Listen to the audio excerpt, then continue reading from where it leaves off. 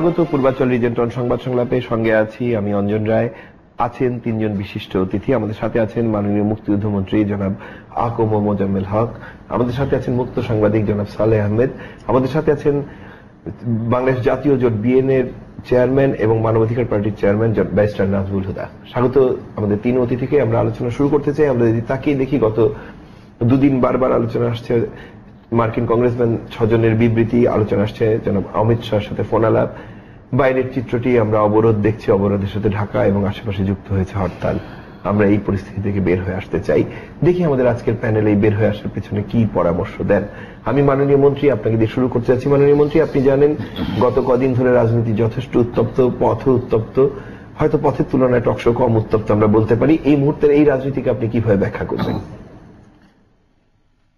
আমি আজকে 1962 সাল থেকে, অর্থাৎ আজ থেকে প্রায় 52 বছর যাবৎ একজন কর্মী হিসেবে, রাজনৈতিক কর্মী হিসেবে কাজ করছি। কাজেই খুব লজ্জা এবং বিব্রত বোধ করি যখন রাজনৈতিক নেতাদের সম্পর্কে এই সমস্ত কথা শুনতে হয়। এগুলো তো যারা প্রতারক তারা এই সমস্ত কাজ করে থাকে। রাজনৈতিক নেতৃত্ব এরকম বানোয়াট এবং টেম্পারিং করে বা কি করে যে সমস্ত 6 জন কংগ্রেসম্যানের বিবৃতি ছাপাবেন, যা পরদিন তারা অস্বীকার করবে, বলবে যে এটা সঠিক নয়, সত্য নয়, এটা অন্যায়ভাবে করা হয়েছে বা এটা তাদের বানিয়ে নিজেরাই স্বরচিত। আবার একটা রাজনৈতিক দল বলে যে বিদেশে তার কারো মুখাপেক্ষী নয়, কিন্তু ভারতের বর্তমান সরকারি দলের সভাপতি ভালো মন্দ জিজ্ঞেস করে থাকে, এটাকে একটু ফলাও করে বলার মাধ্যমে কি বুঝাতে চেয়েছেন। আর এরকম মিথ্যাচার যারা করে তাদের সম্বন্ধে আসলে বলতে গেলে আমাদের গায়েই তো লাগে। আমরা মনে করি তো সব রাজনীতির মধ্যে বোধ হয়, সেজন্য আমি খুব সংকোচ বোধ করতেছি।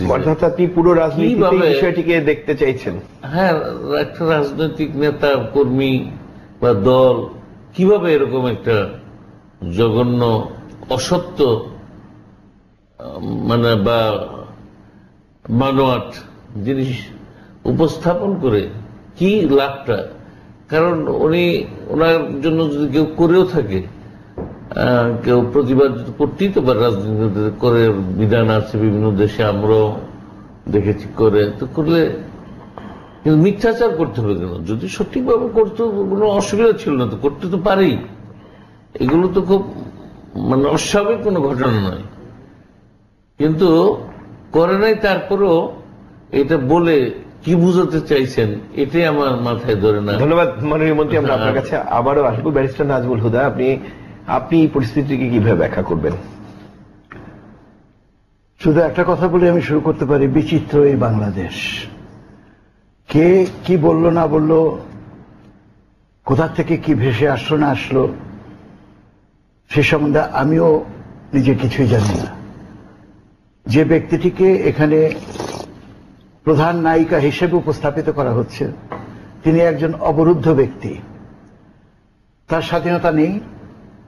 তিনি একটা অফিসে অবরুদ্ধ, সেখানে কড়া নিরাপত্তার মধ্যে তিনি আছেন। তাকে নিয়ে কে কৌতুক করছে এটা বোঝারও আমাদের কোনো উপায় নেই। শুধু এতটুকু জানি যে আমাদের মতো এই ডেভেলপিং কান্ট্রিজে অনেক সময় সরকারও অনেক কিছু মঞ্চস্থ করেন একজনকে অপদস্থ করার জন্য। আর তার অবস্থা যখন বন্দিত্ব জীবনের মধ্যে পর্যায়ে পড়ে, তার পক্ষে সেটা নাকচ করারও কোন রকমের স্বাধীনতা থাকে না। তো আমরা we shall have to see, wait and see what exactly is. দেখেন, একজন প্রধানমন্ত্রী যিনি 3 বার প্রধানমন্ত্রী হয়েছেন অতীতে, বিরোধী দলের নেত্রী, পার্লামেন্টের লিডার অব দ্য হাউস, বহু দায়িত্বশীল ভূমিকায় তিনি এই পর্যন্ত বাংলাদেশের রাষ্ট্র পরিচালনায় অংশগ্রহণ করেছেন। তিনি এমন একটা খেলো জিনিস করবেন এটা কিন্তু জাতি বিশ্বাস করে না। কিন্তু তাকে দিয়ে এটা করানো হলে আমাদের মন্ত্রী মহোদয় যে ধরনের সুন্দর সুন্দর উক্তি করলেন। এই ধরনের কিছু কিছু উক্তি তার প্রতি ইজিলি ছড়া যায়।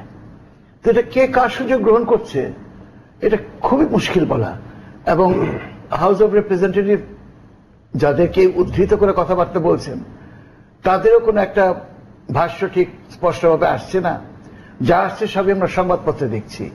কোন সংবাদপত্র কি ধরনের ভূমিকা রাখছে দেশে বা বিদেশে এটাও পরিষ্কার না।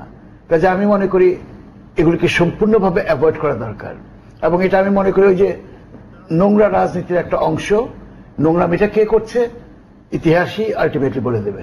ধন্যবাদ জনাব সালেহ আহমেদ টিটা। আমরা একদিকে যেরকম এই বক্তব্যের চাপান উত্তরগুলো দেখছি বা বিভিন্ন তথ্য পাচ্ছি, একই সাথে কিন্তু আমরা দেখছি যে সাধারণ মানুষ স্বস্তিতে আছে এই কথা বলার দুঃসাহস আমাদের কারণেই। সাধারণ মানুষ কিন্তু এক ধরনের সাধারণ মানুষও বন্দী জীবন যাপনে বাধ্য হচ্ছেন, যেটি তারা চান কি চান না এটি তারা ভালো বলতে পারবেন। ধন্যবাদ। ধন্যবাদ জিটিভির দেশ এবং বিদেশের অগণিত দর্শক শ্রোতা সকলকে। আজকে যে বিষয় নিয়ে আমরা এখানে কথা বলতে এসেছি, এই কথা বলা শুরু করার আগে এবং আমার দুপাশের দুই সম্মানিত অতিথি যে কথাগুলো বললেন তার রেশ ধরে আমি শুরু করব। কোনো অসৎ লোকের কর্মকাণ্ডে কোনো দেশ ধ্বংসপ্রাপ্ত হয় না, ভালো লোকের নিষ্ক্রিয়তাই দেশ ধ্বংসের দ্বার প্রান্তে উপনীত হয়। আমাদের দেশের অবস্থা উল্টো হয়ে গেছে। কয়েকজন খারাপ লোকের জন্য যে কথা মন্ত্রী মহোদয় বলতে সংকোচ বোধ করেছেন, বলেছেন রাজনীতি। আজকে রাজনীতি ক্ষমতায় যাওয়া এবং ক্ষমতায় থাকার একটা খেলায় পরিণত হয়েছে। রাজনীতি আর জনগণের সাথে নেই। রাজনীতি জনগণের জন্য যে কাজ করবে সেটা ভুলে গিয়েছে। রাজনীতির যে অনেকগুলো রাজনীতি এবং গণতন্ত্র এর যে একটা উপকরণ ইলেকশন, সেটা নিয়েও একটা হাসি তামসা খেলা শুরু হয়ে গেছে।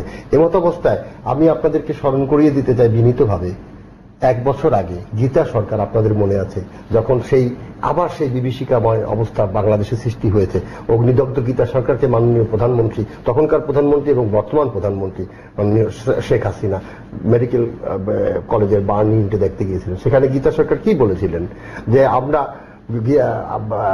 বিএনপিকেও খালেদারও জানি না, হাসিনাকেও চিনি না, আমরা আমাদেরটা খাই, আমরা আপনাদেরটা খাই না, আমরা আপনাদেরকে তৈরি করি, আপনারা আমাদেরকে তৈরি করেন না। আমরা কোনো অসুস্থ সরকার চাই না, আমরা অসুস্থ রাজনীতি চাই না। গীতা সরকার 1 বছর আগে যে কথা বলে গিয়েছিলেন সেই কথা দিন দিন মানুষের উন্নতি হয়। আমার ধারণা ছিল সেই কথায় রাজনীতিবিদদের বোধোদয় হবে, কিন্তু আজকে দেখেন গতকালকের পত্রিকাও আবার এসেছে আপনার ওই যে কালাম, আবুল কালামের মা সাফিয়া বেগম, তিনি একই কথা একই আহাজারি করেছেন, আমার পোলা তো রাজনীতি করে না, আমার পোলাকে কেন পেট্রোল বোমার আগুন দিয়ে দগ্ধ করলা তোমরা। আমরা যারা রাজনীতি করি না, আমরা যারা জনগণ তো এখন আর রাজনীতির অঙ্গ না। রাজনীতিবিদরা রাজনীতিকে তাদের মুঠের মধ্যে নিয়ে গিয়েছেন, তাদের খেলার অস্ত্র হিসেবে ব্যবহার করছেন ক্ষমতায় থাকার। এবং ক্ষমতা কিসের জন্য? এই ক্ষমতা হচ্ছে লুটপাট করার জন্য, দুর্নীতি করার জন্য, অসহযোগ করার জন্য, অপশাসন করার জন্য, জনগণকে মিথ্যা এবং জনগণের সাথে মিথ্যা প্রতিশ্রুতি দেওয়া এবং তাদের নিজস্ব টার্গেট হাসিল করার জন্য। আমি এই প্রসঙ্গে একটি অত্যন্ত গুরুত্বপূর্ণ বিষয় আপনাদের সামনে টানব। দিন 3-4 আগে মাননীয় প্রধানমন্ত্রী অর্থনীতিবিদদের দ্বিবার্ষিক সম্মেলন উদ্বোধন করতে গিয়েছিলেন। সেখানে একটা অত্যন্ত স্পর্শকাতর কথা উনি বলেছেন। আমরা কিন্তু সেরকম একটা অবস্থা, এই রাজনীতিবিদদের এই ক্ষমতার দ্বন্দ্ব নিয়ে এই যে এখন একটা অরাজক অবস্থা বাংলাদেশের সৃষ্টি হচ্ছে, এই সৃষ্টির পিছনে কলকাঠি কারা নাচ্ছে, কারা এর থেকে বেনিফিট নিবে, এই ঘোলা পানিতে কারা মাছ শিকার করবে, তার একটা ইঙ্গিত কিন্তু মাননীয় প্রধানমন্ত্রী দিয়েছেন যে 2001 সালে তিনি যদি আপোষ করতেন কোনো একটা পরশক্তির সাথে গ্যাস বিক্রির জন্য, তাহলে নাকি তখন 2001 সালে আওয়ামী লীগই ক্ষমতায় আসতো। তার মানে কি বাইরের শক্তির চাপ আছে, বাইরের কেউ কলকাঠি নাড়ছে, আমার ভয় ওইখানেই। বাংলাদেশকে নিয়ে এখনো কেউ বোধহয় কলকাঠি নাড়ছে বাংলাদেশে। ধন্যবাদ। আমি আসবো মাননীয় মন্ত্রী, একটু বলতে হয় এই জন্য, ব্যারিস্টার নজরুল হুদা সাহেব যে কথাটা বলেছেন, কে কি বললো কে না, এই সংবাদটা যিনি দিয়েছেন তার নাম সর্দার জাহিদ ফারুক, পত্রপত্রিকায় লিখেছে। তিনি কখনো লেখেন সর্দার ফারুক, কখনো এস ফারুক, কখনো ফারুক সর্দার, কখনো ঠিকানা দেন মিয়ানমার, কখনো ফ্লোরিডা, কখনো অ্যারিজোনা। সে ফ্লোরিডা এবং অ্যারিজোনা স্টেটসে গত 9 বছরে 27 বার অভিযুক্ত হয়েছেন এবং দোষী সাব্যস্ত হয়েছেন। তিনি বর্তমানে বেগম খালেদা জিয়ার ইন্টারন্যাশনাল এনভয় গত 17ই নভেম্বর 2013 থেকে। প্রায় 1 বছর 2-3 মাস যাবৎ, এবং তারেক রহমানের রাজনৈতিক সচিব, কারণ যিনি এই খবরটা প্রচার করেছেন, প্রকাশ করেছেন, তার সমস্ত বৃত্তান্ত আছে। তাই অন্যেরা যে তাকে চাপিয়ে দেওয়ার জন্য কোনো একটা বন্দী অবস্থায় আছে তাকে হেয় প্রতিপন্ন করার জন্য অন্য কেউ দিয়েছে তা নয়। তার পরিচয় হচ্ছে তিনি বেগম খালেদা জিয়ার ইন্টারন্যাশনাল এনভয় গত 13 সালের 17 নভেম্বর থেকে, এবং তারেক জিয়ার রাজনৈতিক সচিব। তার দেওয়া তথ্য অনুসারে এটা প্রকাশিত হয়েছে। না, আপনি তো তার পরিচয়টা দিলেনই, তার পরিচয় দিলেন আপনি, কখন কি ছিল না ছিল সেটা বললেনই আপনি। এই ধরনের লোকই তো এই সমস্ত মিস্টেক। এইগুলো লোকের অ্যাপয়েন্টমেন্ট দেয় কি? দেয় তো অন্য কাজ করার জন্য, কারণ তারা তো সারা বছরই এই সমস্ত মিথ্যাচার করে আসছে, যেখানে যা হয় না। মুজাম্মেল ভাই, আমি শুনছি যে সেটা করার পরে তাকে নাকি ডিসমিস করে দিছে, এই সমস্ত আজে বাজে সমস্ত ই করে। এটা যদি শুনে থাকেন সেটা যদি পত্রপত্রিকায় আসে আরো ভালো হয়। ডিসমিসটা তো এটা মানুষের জানার অধিকার আছে।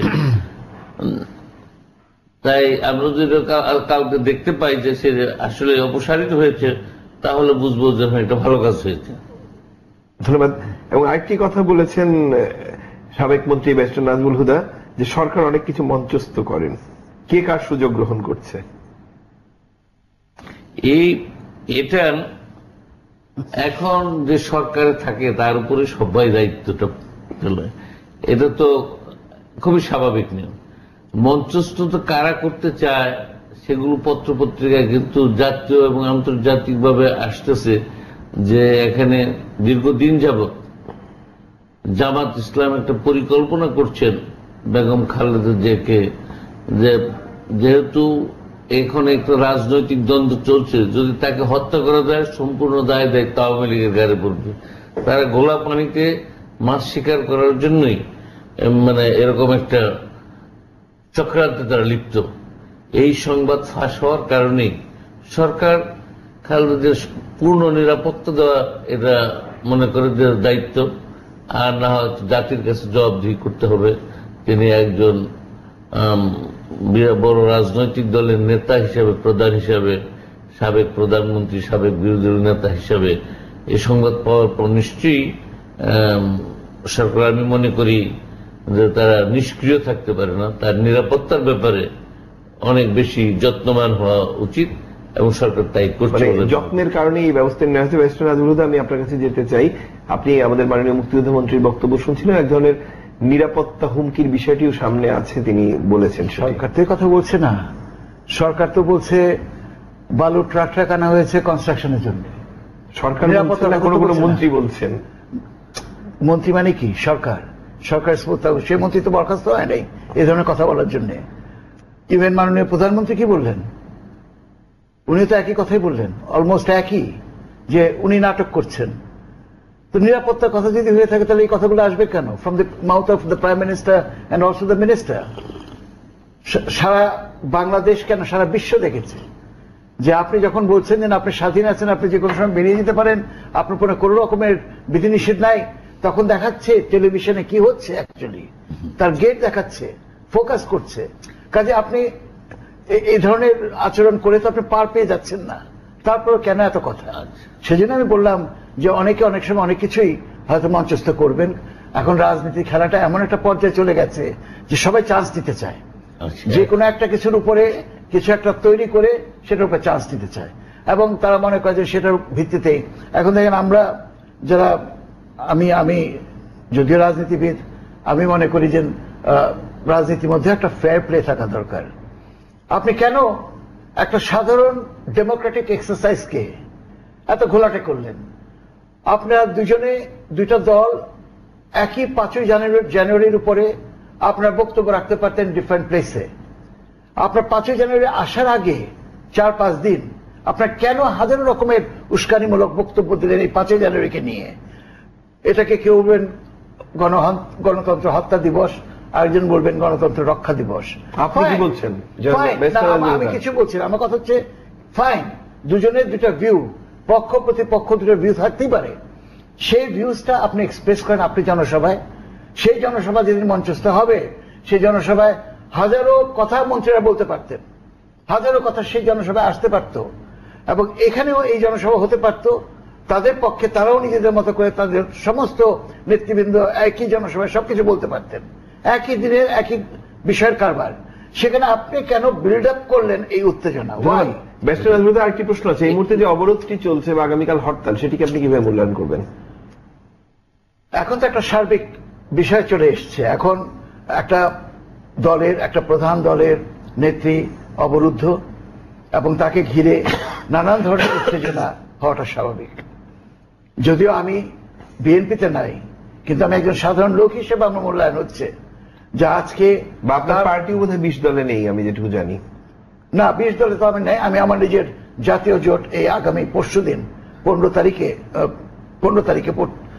তারিখে আমি আমার জাতীয় জোট বিএনএ 23টি দল নিয়ে আত্মপ্রকাশ করছে, এবং সেখানে আমরা আমাদের ভিউজ হচ্ছে সুস্থ রাজনীতির মাধ্যমে সুশাসন, এবং এটার ভিত্তিতে আমরা এদেশে একটা সুষ্ঠু এবং অবাধ নির্বাচনের প্রক্রিয়ার একটা ফর্মুলা দিতে চাই, যেটা আমরা মাননীয় প্রধানমন্ত্রী, বিরোধী দলীয় নেত্রী, যারা যারা আজকে দেশ পরিচালনা করছেন তাদের সামনে এটাকে আমরা উপস্থাপন করব, বিভিন্ন পর্যায়ে বিভিন্ন জায়গায় মতামত সৃষ্টি করব, যাতে এই সুষ্ঠু এবং অবাধ নির্বাচন, যেটাই একমাত্র সময়ের দাবি এখন এটাই, যে এটার উপরে একটা প্রক্রিয়া হতে হবে। ধন্যবাদ। আমি সরকারকে উৎখাত করে আমার কোনো লাভ নাই, সরকারকে উৎখাত করে আমি ঝট করে এটা আনতে পারবো না। সরকারকে রেখে তাদের মাধ্যমে তাদেরকে বাধ্য করতে হবে একটা সুষ্ঠু এবং অবাধ নির্বাচনের প্রক্রিয়া বাংলাদেশের সংবিধানে সংযোজন করতে, অথবা আইন করে সেটা। ধন্যবাদ মাননীয় মন্ত্রী।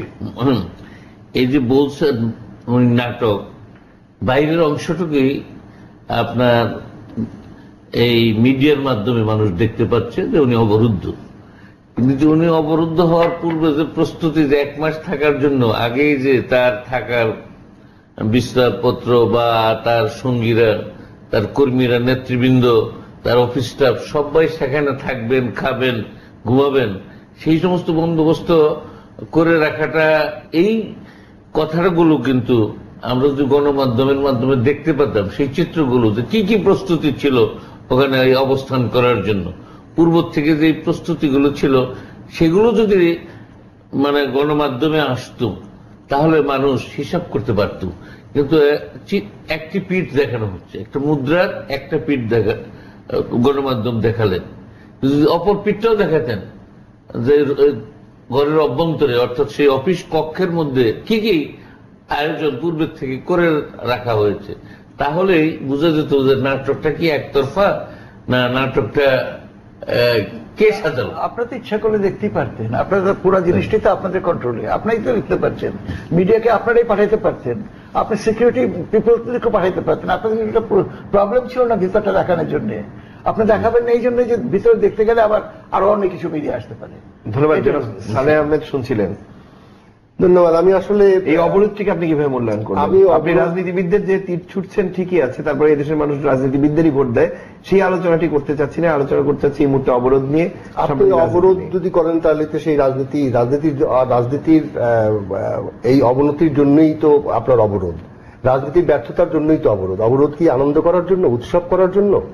আপনি যে জিনিস নিয়েই কথা বলবেন, আপনি রাজনীতি আজকে মুখ্য বিষয়, রাজনীতির ফেলিওরের জন্যই তো আজকের এই অবস্থা, অচল অবস্থা।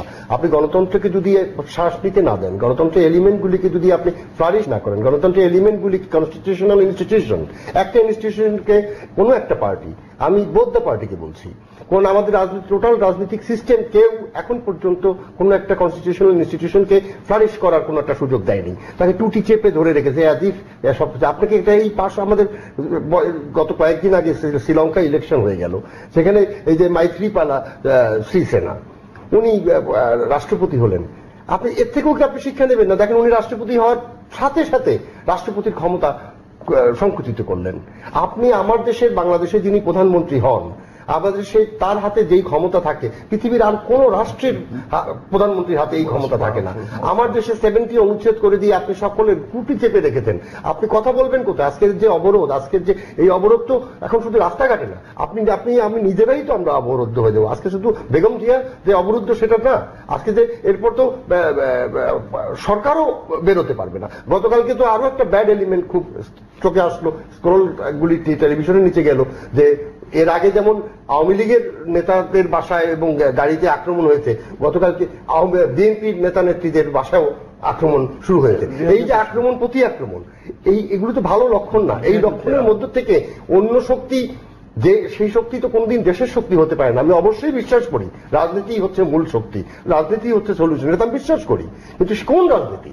আমার এই চলমান রাজনীতি না, আমার এই ব্যক্তিকেন্দ্রিক রাজনীতি না, আমার এই পেশি শক্তির রাজনীতি না, আমার এই কালো টাকার রাজনীতি না। কিন্তু জনাব সালেহ আহমেদ, আমি একটি প্রশ্ন করতে চাই আপনাকে, যে ব্যক্তিকেন্দ্রিক রাজনীতি নিয়ে যারা যারা সমালোচনা করেছেন, আমি যদি গত 22 বছরের ইতিহাস দেখি 90 পর থেকে, তাদের আমরা প্রচন্ড বিক্ষোভে ফেটে পড়তে দেখেছি। অতঃপর তাদের দেখেছি আবার গিয়ে সেই দলের লেজুর বা জোটে অঙ্গীভূত হতে, অথবা দেখেছি অতঃপর তাদের প্রেস ক্লাবে বড়জোর গোল টেবিলের মধ্যে সীমাবদ্ধ হতে। আপনি যেটিকে ব্যক্তিকেন্দ্রিক রাজনীতি বলছেন, বাংলাদেশের মেইন স্ট্রিম পিপল কিন্তু সেই রাজনীতির বাইরে আসতে চাচ্ছেন এবং তারা কিন্তু ব্যক্তি এবং ব্যক্তিকেই প্রতীক করে রাজনীতি করছে, ভোট দিচ্ছেন। ধন্যবাদ আপনাকে। আজকের আলোচনা সূত্রপাতই হয়েছিল কিন্তু বাইরে অমিত শাহ এবং কংগ্রেসম্যানদের রেফারেন্স দিয়ে। ইটস এ গ্লোবালাইজড ভিলেজ নাও। এখন আর কোন দেশকে দেশের মধ্যে সীমা, আজকে এখন শুধু রাষ্ট্রীয় পরিসীমা ওভাবে মাপা হয় না। It is a globalised village, the whole world. আপনাকে সেখান থেকে শিক্ষা নিতে হবে। আপনি যেটাকে বলছেন যে এই রাজনীতির কাছে, আপনি তাকিয়ে দেখেন আর কোথাও কিন্তু এই ব্যক্তিকেন্দ্রিক রাজনীতি না, পৃথিবীর কোথাও আমাকে দেখাতে পারবেন না। আমাদের পার্শ্ববর্তী দেশে দেখেন কিভাবে ফ্লপ করেছে, এবং সেই ব্যক্তিকেন্দ্রিক এবং পরিবারকেন্দ্রিক বিরোধী রয়েছে। আমার কথাটা আমি শেষ করি, যে আপনি যখনই রাজনীতি করবেন, রাজনীতি জনগণের রাজনীতি, জনগণকে খেলতে দিতে হবে, জনগণকে তার ইচ্ছা মাফিক। আপনি কি মনে করছেন যে বর্তমানে যে কর্মসূচি বা আমরা গত 10-12 বছরের যে কর্মসূচিগুলো দেখেছি, সেগুলো শুধুমাত্র জনগণই দিয়েছেন না, এগুলো রাজনৈতিক কিছু কিছু দল বা কিছু কিছু নেতা দিচ্ছেন? কি জন্য দিচ্ছেন? ধন্যবাদ আপনাকে। আপনি খুব চমৎকার ভাবে জিনিসটা তুলে এনেছেন। আপনারা এই আমাদের দেশের আবহাওয়াটা যে তৈরি হয়েছে, এই আবহাওয়াটা কিন্তু টিকবে না। এটা একটা ফানুসের মতো, এটা বালিবাদের মতো।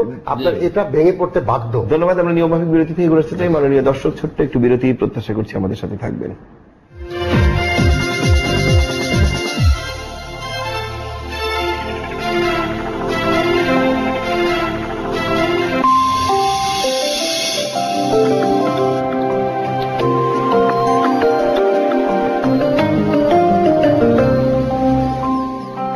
Shakira, Michael Jackson. ভাই মাইকেল জ্যাকসন তো কি মামা ভাইয়ে মরে গেল, তোরা আমার কেউ জানালি না? আরে জুলিয়াপা, একটু সবগুলোর প্রোগ্রামে না গ্যাং নাম স্টাইলে নাচা। ভাই টাকা এই না 2000 টাকা। শিল্পে না যা বাঁচবো, মিষ্টি কেনা খাইস। ভাইয়ের আর কি দোষ, বাংলালিংকে কথা বলে কম খরচে বেশি পাওয়ার অভ্যাস হয়ে গেছে। কারণ মাত্র 21 টাকা রিচার্জে পাওয়া যাচ্ছে যে কোনো নম্বরে 1 পয়সা প্রতি সেকেন্ড 24 ঘন্টা, আর যে কোনো ইন্টারনেট প্যাক কিনলেই 21% বোনাস। এবার নতুন কিছু করো, বাংলালিংক।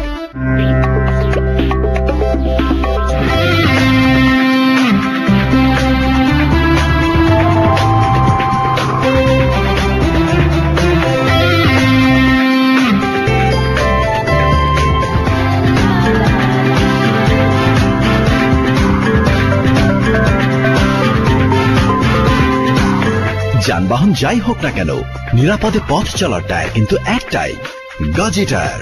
নিরাপদ হোক পথ চলা। ম্যাডাম, প্রাণঘাতী মশা কি আর সাইরেন বাজিয়ে আসবে? এই নিন ACI এরোসল। প্রাণঘাতী মশা তো আর আলাদা করা যাবে না, তাই মেরে ফেলুন সবগুলোকে মশাদের আক্রমণের আগেই। ACI aerosol, the most effective insect killer. বন্ধু ভাই, PVC পাইপ কোনটা কিনবো? গাজী PVC পাইপ লও। বাজারে আসার পর থেকে খালি গাজী আর গাজী। কিন্তু কয়দিন আর টিকবো? অবশ্যই টিকবো, দেখতাছি তো। গাজীর পণ্য 20 বছর ধরে কোয়ালিটিতে সেরা। সর্বোৎকৃষ্ট কাঁচামালে তৈরি গাজী PVC পাইপ, আগাগোড়া মজবুত, বাংলাদেশের সেরা পাইপ। পাইপের কারণে কত পয়সাই না নষ্ট করলাম। গাজী পাইপ আগে আসলে কত উপকারই না পাইতাম। গাজী প্রথম, গাজী সেরা। বাংলাদেশের সমৃদ্ধিতে Gazi group.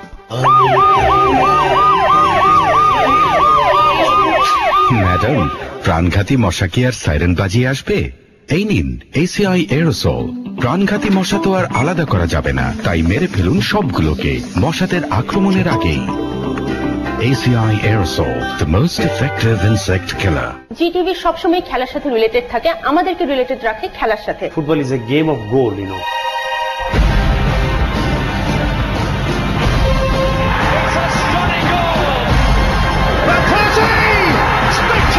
Strike from Aaron Ramsey!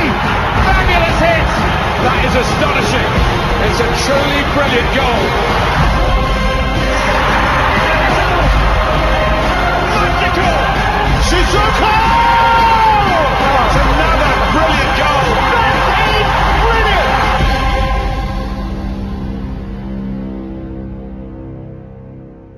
Borhan নামের এক কিশোর নিখোঁজ। পরদিন কালীগঙ্গা নদীর তীরে পাওয়া যায় লাশ। বোরহানের বাবা জানায় কারো সাথে দ্বন্দ্ব ছিল না তার। ছদ্মবেশে মাঠে নামে পুলিশ, আবিষ্কার করে হত্যার নেপথ্য কাহিনী। কেন খুন হলো বোরহান, কারা তার খুনি? ইহসানুল হক খান তারেকের পরিচালনায় সত্য ঘটনার ছায়া অবলম্বনে নির্মিত ক্রাইম ফিকশন।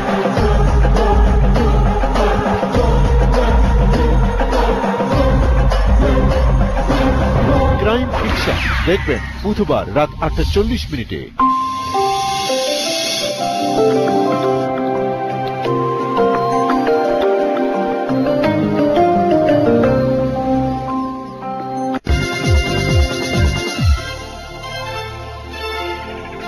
মাননীয় দর্শক, ফিরে এলাম পূর্বাঞ্চল ডিজাইন সংবাদ সংলাপে। আমরা বিরতিতে যাওয়ার আগে শুনছিলাম জনাব সালেহ আহমেদের বক্তব্য, তার আগে শুনেছি ব্যারিস্টার নাজমুল হুদার বক্তব্য। এবার আমরা শুনবো মাননীয় মুক্তিযুদ্ধমন্ত্রী জনাব আকম মোজাম্মেল হকের বক্তব্য। আসলে এই কার্যক্রমের মূলেই দিতে হবে, সেটা হচ্ছে গত 5ই জানুয়ারি নির্বাচন। যারা গত 5ই জানুয়ারি নির্বাচন হতে দিতে চায় নাই, যারা সেদিন চেয়েছিল যে 23 তারিখে যখন সরকারের মেয়াদ শেষ হয়ে যাবে, 24 তারিখে এদেশে অনির্বাচিত ব্যক্তিদের কাছে ক্ষমতা চলে যাক, এই প্রত্যাশায় যারা বসেছিল তারা তো আজকে বিক্ষুব্ধ হবেনি, কারণ তাদের সে স্বপ্ন পূরণ হয়নি। 5 তারিখে নির্বাচন, এত প্রতিকূলতার মধ্যেও সফল রাষ্ট্রনায়ক দেশরত্ন শেখ হাসিনার নেতৃত্বে সঠিক সিদ্ধান্ত নিয়ে তিনি নির্বাচনটা করতে পেরেছেন। সেদিন না করার জন্য প্রায় 200 লোককে হত্যা করা হয়েছে, কিভাবে পেট্রোল বোমা মেরে সন্তান সহ মাকে হত্যা করা হয়েছে, driver, truck driver, bus driver, যাত্রী, খাবার দাবার, 18 জন পুলিশ, এই সমস্ত চিত্রগুলো মনে করেন 5 তারিখে নির্বাচন হতে দিতে চায় নাই। না হলে কি হতো, এই কথাটা কিন্তু আর বলে না। আজকে 5 জানুয়ারি নির্বাচন হয়েছে বলেই আজকে গণতান্ত্রিক প্রক্রিয়া অব্যাহত রয়েছে। হ্যাঁ, যদি বলে যে ইনক্লুসিভ ইলেকশন, মানে এক্সক্লুসিভ ইলেকশনের সবাই মিলে মানে হয় নাই, সেটা খুব বাস্তব সত্য কথা। কিন্তু এই যে ভোটাধিকার লঙ্ঘন করেছে, মানুষকে বঞ্চিত করেছে, কারা করলো? যারা নির্বাচনে অংশগ্রহণ করে নাই তারা বঞ্চিত করেছে। আমরা যারা নির্বাচনে অংশগ্রহণ করলাম, আমরা তো বঞ্চিত করলাম কিভাবে? আমরা তো মানুষের ভোট দেওয়ার সুযোগটা করে দিলাম। আমরা প্রার্থী হলাম, নির্বাচন কমিশন নির্বাচন তারিখ ঘোষণা করলো বা নিয়ম মাফিক নির্বাচন কমিশনের যা দায়িত্ব তারা পালন করলেন। যারা প্রার্থী দিয়ে মাঠে আসলেন না, তারা তো মানুষকে বঞ্চিত করলো ভোটাধিকার থেকে। কিন্তু সেই বঞ্চিত করার দায়টা এসে আমরা কেন ইলেকশন করলাম আমাদের উপরে বর্তেল। আমরা কেন গণতন্ত্রকে অব্যাহত রাখলাম, দেশের সংবিধানকে কেন সমুন্নত রাখলাম, কেন তৃতীয় শক্তিকে আসতে দিলাম না, এইটাই হচ্ছে ক্ষোভের জায়গাটা। এই ক্ষোভের নিরসনের আমার কাছে কোনো সদুত্তর নেই। শুধু একটাই বলার আছে যে দেশ এগিয়ে যাচ্ছে, এগিয়ে যাবে।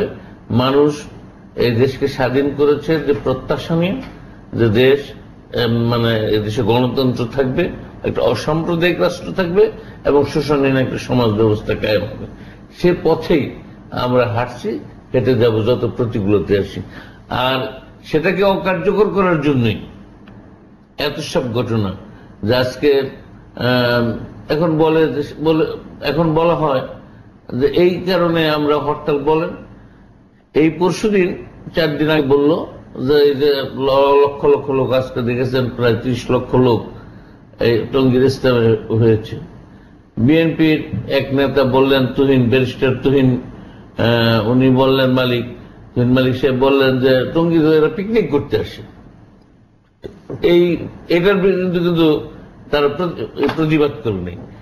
যারা তো বিএনপি নেতা না, আপনি আমারটা বলি, আমি আপনার কথা sorry, Tuhin Malik is not BNP নেতা না, রাইটলি বিএনপি বলেন। আমারটা বলি, আপনার আমরা মাননীয় মন্ত্রীর বক্তব্য শুনি, আমরা ব্যারিস্টার বক্তব্য অবশ্যই শুনবো। সেটা কিন্তু প্রতিবাদ হয় না। আচ্ছা, এমনকি তারা ইস্তেমা কর্তৃপক্ষ তাদের অসুবিধার জন্য যে সাময়িকভাবে অন্ততপক্ষে ইস্তেমার সময় একটু প্রত্যাহার করা যায় কিনা সেই ব্লকেটটা, অর্থাৎ এটা আপনার সেটার ব্যাপারে তিনি দেখাই করলেন, কিন্তু তার 10 মিনিট বললেন অসুস্থ, 10 মিনিট পরে কিন্তু আবার টেলিভিশনের সামনে আমরা দেখলাম। তো এই যে কারা ছিনিমিনি খেলে এটা বলা তো খুব সোজা, কিন্তু সবটুকু জিনিস দৃশ্যের সব চিত্রটুকুই আমাদের সামনে আনতে, আংশিক বা খণ্ডিত চিত্র আনা হয় তো সবসময় এরকম ভাবেই মানুষকে মিথ্যার পথে চালানো যাবে। আর পূর্ণ সত্যটা জানলে মানুষ সত্য মানে আসল আলোটা দেখতে পাবে। তা আমি আশা করি পূর্ণটুকু দেখতে হবে, আংশিক সত্য কিন্তু সত্য নয়। ধন্যবাদ মাননীয় মন্ত্রী। ব্যারিস্টার নাজমুল হুদা যেটি বলছেন মাননীয় মন্ত্রী যে আংশিক সত্য সত্য নয়। না দেখেন, এখানে প্রশ্নটা হলো যে আমরা টেলিভিশনে দেখেছি, শুনেছি নিউজে যে বিরোধী দলের নেত্রী বা বিএনপির নেত্রী বেগম খালেদা জিয়া মোনাজাতে অংশগ্রহণ করেছেন। অবরোধ যদি সত্যিকার অর্থে অবরোধ আরোপিত হতো তাহলে আজকে টঙ্গীতে ইজতেমা হয়নি, লক্ষ লক্ষ মুসল্লিরা সেখানে এসছেন, কোনো বাধা দেওয়া হয়নি, কোন রকমের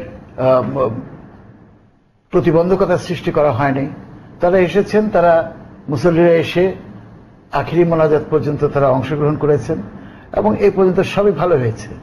আজকে তাতে ক্ষতিগ্রস্ত হওয়ার বা তারা ক্ষতিগ্রস্ত হয়েছে বা এই ইজতেমা ক্ষতিগ্রস্ত হয়েছে এটাকে একটা অর্গানাইজড প্রপাগান্ডা হিসেবে ইউজ করার চেষ্টা চলছে এবং সেটাকে অ্যাজ ইফ যে বিএনপি কোনো মুসলমানের দল না এবং এটা এই ধরনের একটা পবিত্র অনুষ্ঠানকে তারা স্যাবোটাজ করার জন্য এটা করেছে।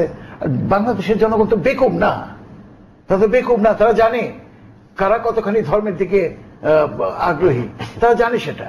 কাজে সেটা নিয়ে আননেসেসারি একটা আবহ সৃষ্টি করার কোনো কারণ আছে বলে মনে করি না। আর ক্ষোভের জায়গাটা উনি বললেন যে সংবিধানের মানে ভোট থেকে বঞ্চিত করা ইত্যাদি সমস্ত এই 5 জানুয়ারি নির্বাচনে জয়ী হয়ে, আপনারা যদি 5 নির্বাচনের জয়ী হয়ে খুব বেশি খুশি থাকেন, কিন্তু সারা বিশ্ব জানে যে ওই দিন সত্যিকার অর্থে নির্বাচন হয় নাই। এবং আপনারাও বলেছেন যে এটা সাংবিধানিক ধারাবাহিকতা রক্ষার নির্বাচন মাত্র এবং অতি শিগগিরই আফটার দ্যাট নির্বাচন দেওয়া হবে। এটা কোথায় গেল? এই কমিটমেন্টটা কোথায় গেল? আজকে ক্ষোভ তো ওই জায়গাটায়, ক্ষোভ ওই জায়গাটায় যে তোমরা ধারাবাহিকতার জন্য নির্বাচনটা করলা, ঠিক আছে, সংবিধানের রক্ষা করছো, fine, we all appreciate, but now what? Now you go for the election, যে ইলেকশনটা গ্রহণযোগ্য হবে।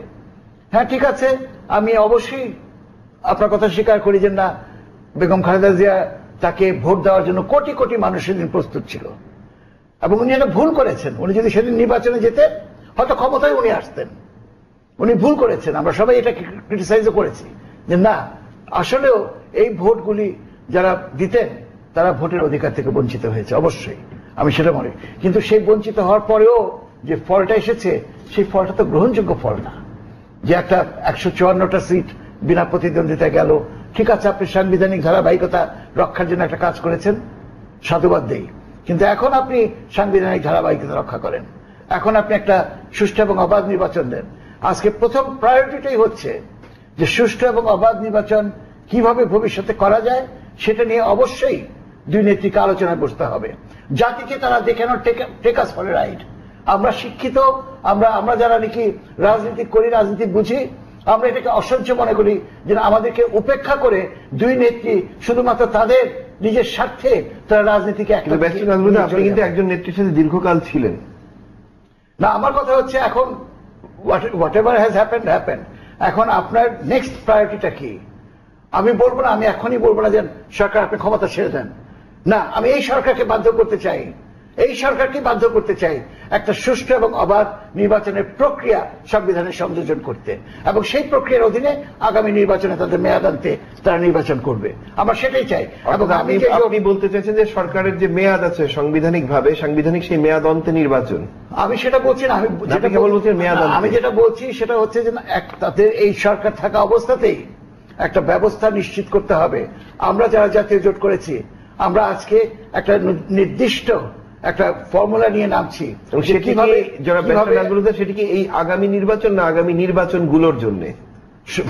পরবর্তী সমস্ত নির্বাচনের জন্য। এবং সেজন্য আমি বলছি যে আমরা একটা সুনির্দিষ্ট প্রস্তাব নিয়ে নামছি, যে প্রস্তাবটা আমরা মনে করি দেশের সুষ্ঠু এবং অবাধ নির্বাচন নিশ্চিত করবে, জনগণের ইচ্ছার প্রতিফলনে নির্বাচনের রায়। ধন্যবাদ।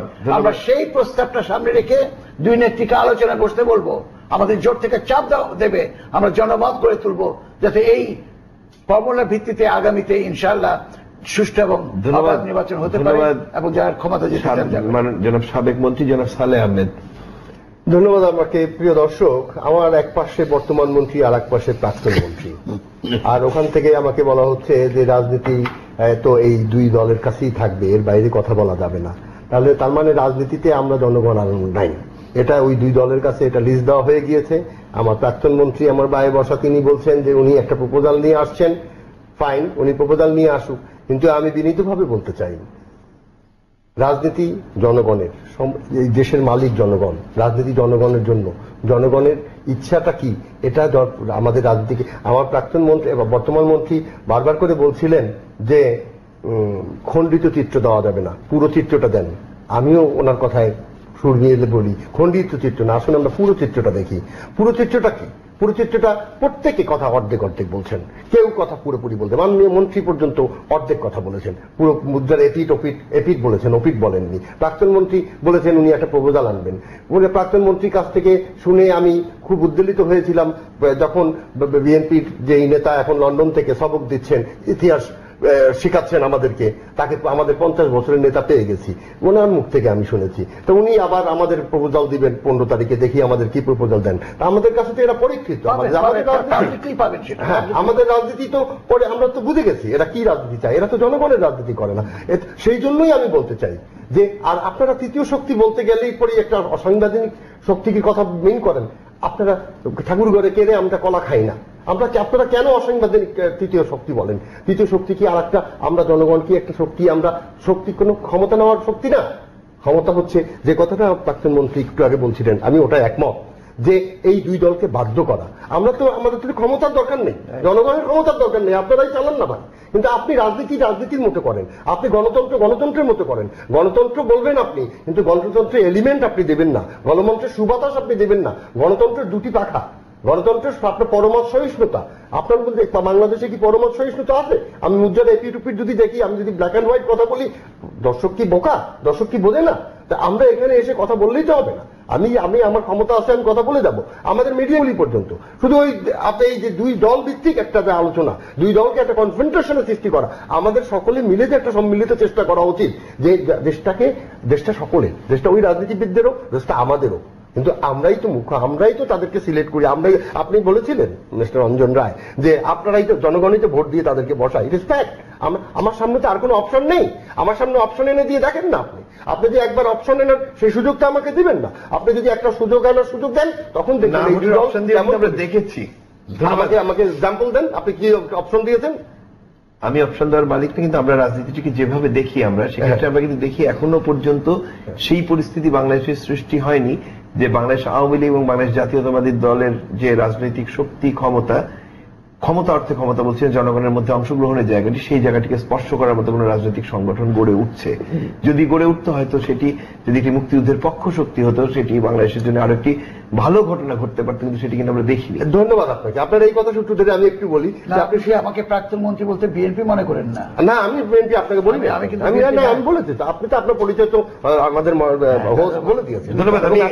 আমি আমার কথাটা শেষ করি। আপনি যেটা বলেছেন, যে কথাটা আমাকে ই করে দিল, যে আপনি যেই কথাটা আমাদেরকে বলতে চাচ্ছেন, যে কি বলবো, আপনি আমাকে জাস্ট ট্র্যাকলেস করে দিলেন। ধন্যবাদ। আপনি ট্র্যাকে ফিরতে থাকেন। না, ট্র্যাকে ফিরতে আমরা জনাব আকম মোজাম্মেল হক আপনাকে যেতে চাই। সময় আছে আর 5 মিনিট, 1.5 মিনিট। দেখেন, আমরা এটা বলতে চাই যে অবরোধ বা হরতাল এটা দেবার যেমন গণতান্ত্রিক অধিকার আছে, যা আবার না মানারও কিন্তু গণতান্ত্রিক অধিকার আছে। দুইটাই গণতান্ত্রিক অধিকার, দুটোই গণতন্ত্র। হ্যাঁ, তো অবরোধ যারা দিচ্ছেন তাদেরটা মানছে কিনা, একটু আগে ব্যারিস্টার মহোদয় খুব যথার্থই বলেছেন যে টঙ্গীতে এই যে লক্ষ লক্ষ লোক উপস্থিত হয়েছে, এতেই প্রমাণ করে যে অবরোধ দেন।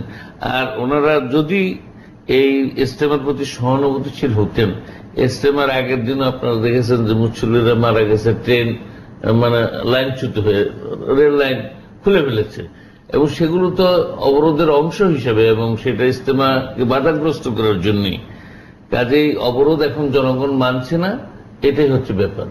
হরতাল মানছে না, সেই জন্য এখন বাড়ি বাড়ি বোমাবাজির অবস্থাটা চলছে। এখন যে বিচারক রায় দিলেন যে পলাতক আসামির এই সমস্ত বিবৃতি টিবৃতি এগুলো ছাপা যাবে না, এগুলো ছাপা অবৈধ, কারণ সে তো পলাতক আসামি। এই কথা বলার কারণে বিচারকের বাড়িতে আইনমন্ত্রী সমর্থন করলেন, যেটা সঠিক হয়েছে, আইনমন্ত্রীর বাড়িতে বোমা হামলা, যেটা একটু আগে হয়েছে যে হামলা। তো এরকম, এবং তাদের বাড়িতে যে রায় দিলেন তার বাড়িতে, গ্রামের বাড়িতে গিয়ে হামলা। এটা কিসের লক্ষণ? যে এটা অ্যানার্কিজম। তারা আইনের, যদি কেউ সংক্ষুব্ধ হয়ে থাকে তার আপিল করার সুযোগ আছে, তারা আপিলে যাবেন বা যাচ্ছেন। এমনকি যাদের মৃত্যুদণ্ড হচ্ছে তারা কিন্তু একদিকে মৃত্যুদণ্ডের বিরুদ্ধে আপিলে যাচ্ছে, আরেকদিকে হরতাল দেখতেছে। 2 দিন হরতাল, এই রায় দিল কিনা। এখন আদালতের রায়ের বিরুদ্ধে হরতাল, সরকারের সিদ্ধান্তের বিরুদ্ধে হরতাল, তো তারা কি করতে চায়? তারা সেই আবার 1971 সালে যেমন এই দেশকে তারা স্বীকার করে, আজকেও সেই জায়গায় যাচ্ছে যে তারা এই দেশের মানে অগ্রগতি, উন্নতি এবং অস্তিত্বকেই এটার মধ্যে আঘাত করছে, এটাকে অস্বীকার করার জায়গায়। আমরা শেষ বক্তব্য শুনতে চাই ব্যারিস্টার নাজমুল। আপনার সময় এটাই হচ্ছে কথা, আজকে যেটা বলেন ওনার কথা দেশ ধরে ধরতে চাই। 2 দল আজকে যেভাবে যাচ্ছে, অতি শীঘ্রই এই দেশ একটা ব্যর্থ রাষ্ট্রে পরিণত হবে। এদেশের স্বাধীনতা, সার্বভৌমত্ব একদম বিপন্ন হয়ে শেষ হয়ে যাবে। এখন সব বাদ দিয়ে সামনের দিকে তাকান, সামনের দিকে তাকান। মাননীয় মন্ত্রী, আপনি একটা ক্যাবিনেটের মিনিস্টার, আপনার নেত্রীকে বলেন, ঠিক ওই নেত্রীকেও আমি একইভাবে বলবো যে এখন আলোচনায় বসতে হবে। জনগণের দাবি যেন আপনাদের আলোচনায় বসতে হবে। আগামী নির্বাচন কিভাবে সুষ্ঠু এবং অবাধভাবে নেবেন। আমাদের article 7 of the constitution clearly বলে সকল ক্ষমতার মালিক জনগণ, কিন্তু আমি বলি সকল অক্ষমতার মালিক জনগণ। ধন্যবাদ জনাব সালেহ আহমেদ। যারা জাস্ট এ মিনিট, এই অক্ষমতা থেকে জনগণের কাছে ক্ষমতা ফিরিয়ে দিতে একমাত্র সুষ্ঠু এবং অবাধ নির্বাচনই পারে। আমরা একটা ওয়ার্কিং পেপার দেবো জাতির সামনে, আপনার সেই ওয়ার্কিং পেপার নিয়ে 2 নেত্রীকে আলোচনা বসানোর জন্য আমরা বাধ্য করবো আপনাদের সহযোগিতা। ধন্যবাদ আপনাকে। একটি অবাধ নিরপেক্ষ নির্বাচনী আমাকে আমার ভবিষ্যৎকে নিরঙ্কুশ করবে না, আমার ভবিষ্যৎকে ক্লিয়ার করবে না। উনি বললেন যে আর্টিকেল 7 জনগণই সকল ক্ষমতার উৎস, জনগণই সকল মালিক। একটি নির্বাচনই কিন্তু জনগণকে কাঙ্ক্ষিত লক্ষ্যে পৌঁছাতে পারে না। নির্বাচনের আগে আমাকে সিদ্ধান্ত নিতে হবে আমার কনস্টিটিউশনাল ইনস্টিটিউশনগুলিকে রিফর্ম করার জন্য, স্ট্রেনথেন করার জন্য স্পেসিফিক আমি কি কি প্রপোজাল নিয়ে আলোচনা করব। আমাদের রাজনীতিবিদদের মধ্যে ঢুকে গেছে আমি আলোচনা বসলেই আমি হেরে গেলাম। নো, আপনি আলোচনা বসলেই তো আপনি তখন গণতন্ত্রের চর্চাটাকে করতে দিলেন, পরমত সহিষ্ণুতাকে আপনি স্পষ্ট করে দেন। আপনি জিততে চাইলে আপনাকে আলোচনা করে জিততে হবে। আপনি আলোচনা না করে একরোখা হয়ে বর্তমি করে কেউ জিততে চায় না। আর যে কথাটা বলতে চেয়েছিলাম যে আপনি যে রাজনীতির কথা বলছেন, যে আজকে আলোচনা আসতো যে নাজমুল হুদা সাহেব বললেন যে বিএনপি যে করেছে তাকে ডিসমিস করেছে লন্ডন থেকে, যে আপনি শুনেছেন।